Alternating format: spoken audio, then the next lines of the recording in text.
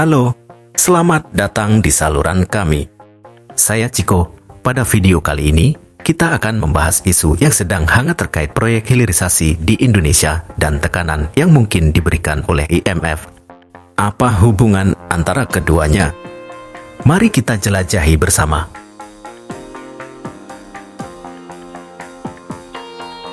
Sebelum kita memulai, mari kita pahami terlebih dahulu tentang IMF.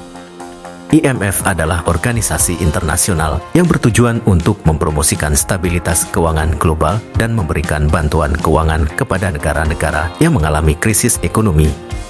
IMF juga telah berperan di Indonesia selama krisis ekonomi pada tahun 1997.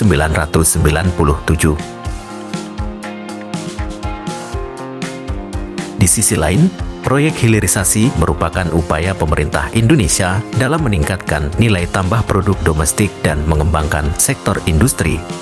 Proyek ini bertujuan untuk mengurangi ketergantungan pada komoditas ekspor dan menciptakan lapangan kerja serta peningkatan pendapatan.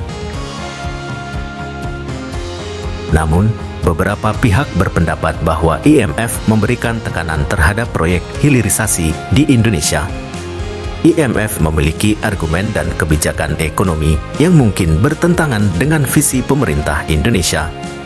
Konflik kepentingan dan kontroversi mungkin muncul dalam hal ini. IMF menilai untuk hilirisasi perlu mempertimbangkan biaya dan manfaat untuk tidak menimbulkan hal negatif bagi negara lain. Akan tetapi, mereka melupakan sesuatu, bahwa Indonesia memiliki hak penuh untuk mengatur pengolahan sumber daya alamnya sendiri dengan proyek yang disebut hilirisasi. Selain itu, IMF tidak punya hak untuk mencampuri urusan ekonomi dalam negeri Indonesia. Namun, penting bagi kita untuk melakukan evaluasi terhadap klaim IMF dan proyek hilirisasi di Indonesia. Kita tidak perlu mengikuti saran IMF karena pada dasarnya, pemerintah sudah berada di jalan yang benar soal hilirisasi. Karena dengan hilirisasi dapat membuka banyak lapangan pekerjaan, meningkatkan nilai barang, dan meningkatkan nilai ekspor.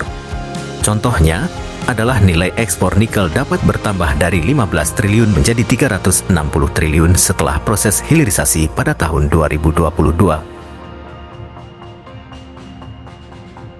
Pada kesimpulan, perluasan proyek hilirisasi di Indonesia adalah langkah penting dalam mengembangkan sektor industri dan mengurangi ketergantungan pada komoditas ekspor. Namun, evaluasi dan solusi yang bijaksana harus dilakukan dalam menghadapi tekanan yang mungkin diberikan oleh IMF. Mari kita berpikir kritis tentang peran IMF dan bagaimana kebijakan ekonomi dapat disesuaikan dengan kebutuhan dan kepentingan nasional. Terima kasih telah menonton video ini. Jika Anda menikmati konten kami, jangan lupa untuk memberikan like, subscribe, dan tinggalkan komentar di bawah. Sampai jumpa di video berikutnya.